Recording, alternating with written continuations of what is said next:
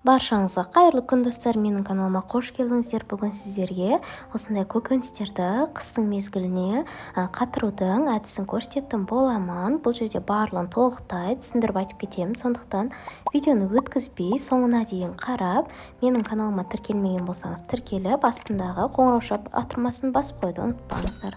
Мен қызанақты, қызыл болгар бұрышын, баялдыны, сәбізді және аскөктерді қатыратын боламын. Ең алдымен болгар бұрышын жақсылап жуып тазалап, осылайша үлкен бөліктерге бөлемін. Себебі мен уже жасыл болгар бұрыштарын майдалап, ұсақтап турап қойдым. Және де осы болгар бұрышын екі түрлі қылып тураймын. Біріншісін үлкендеу қылып тамақтарға қосқанға, ал екіншісін осылай собақтау қылып, себебі бұл сорпа тамақтарына қосқанға жақсы. Осындай жай ғана салафанды алып, осылай саламыз да видеодағыдай төртбұрышты етіп, жай ғана осылай қоя саламыз. Екіншісінде ақырында барлығын бірінен кейін бірін салып шығып, дәл біріншісі сияқты бетін жауып қоямыз. Дәл осы күйінде морозильникке салып қатыра беретін боламыз. Кез келген уақытта алып, бір-бірлеп тамаққа қоса берсеңіздер, қыстың күні өте жақсы жейлінеді. Дәл қазір кезеңде қызанақтарымыз арзан болғандықтан көптеу етіп алып, осылай қысқа қатырып қойыңыздар. Себебі қыста пицца жасағанда, тамаққа қосқанда қажет болады. Осылайша дөңгелек етіп барлығын бірінші турап аламыз. Бұл қызанақтарымызды осылай досканың үстіне пищевой пленка төсеп қатырып алсаңыздар болады. Бірінші немесе осылайша салафанға бір-бірлеп қойып, бұл бізде аз орынды алады. Бір-бірлеп қойып, бетін тағы бір рет орап, дәл осылай бірнеше қатар жасаңыздар.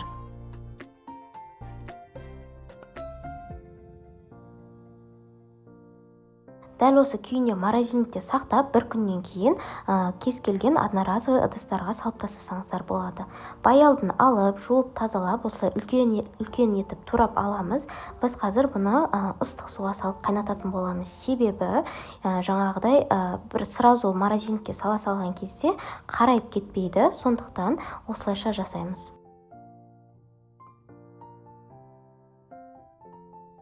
Газге ыдысымызды қойып, үстіне су қойып, қайнатып аламыз. Қатты қайнағаннан кейін баялдымызды салып, 5 минуттай қайнататын боламыз. Кішкене араластырып тұрыңыздар, себебі бетіндегілеріне су тимей қалуы мүмкін. 5 минут қайнағаннан кейін жанына басқа ыдысқа салқын су қойып қоямыз, және де баялдыларымыздың барлығын алып аламыз. Салқын суда шамамен тағы да 5 минуттай тұруы қажет.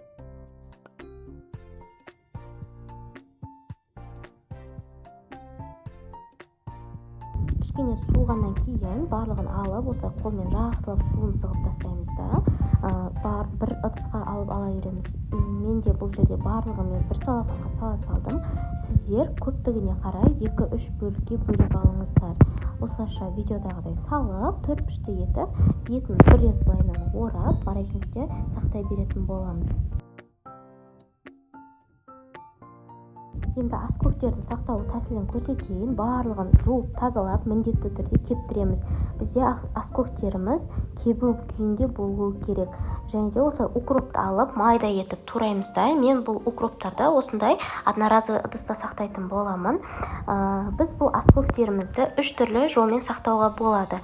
Кез келген банкіге немесе баклажкаға де сақтауға болады.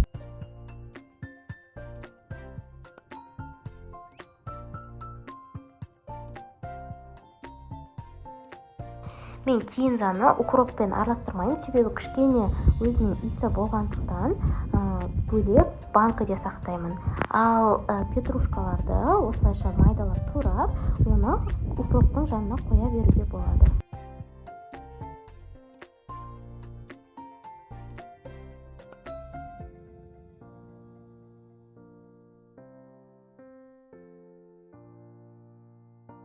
Достар, қазақша контенттің және де менің каналымның дамуына өз үлестеріңізді қосып, дәл осы видеома лайк басып, астына өздеріңіздің пікірлеріңізді жаза кетіңіздер.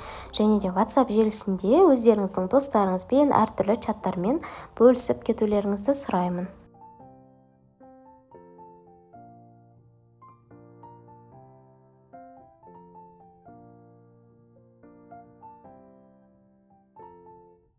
Ал осындай көк пияздарымызды баклажкаға сақтауға болады, немесе бұны да банкіге сақтасаңыздар болады. Баклажкаға сақтасаңыздар аз орын алады, кішкене баклажкаға аузына салу қиындау болады, сондықтан аузы үлкен баклажка алсаңыздар салу да оңай болады.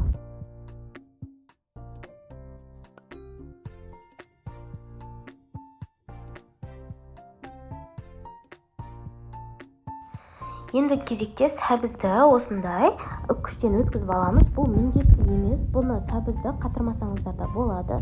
Мен осылай асыққан кезде алып салаттарға, тамақтарға, подливаларға қосуға маған оңай болсын деп мен өзім қатырып қоямын. Бұны да барлығын үккіштен өткізіп, салафанға салып, морозильникке сақтай береміз.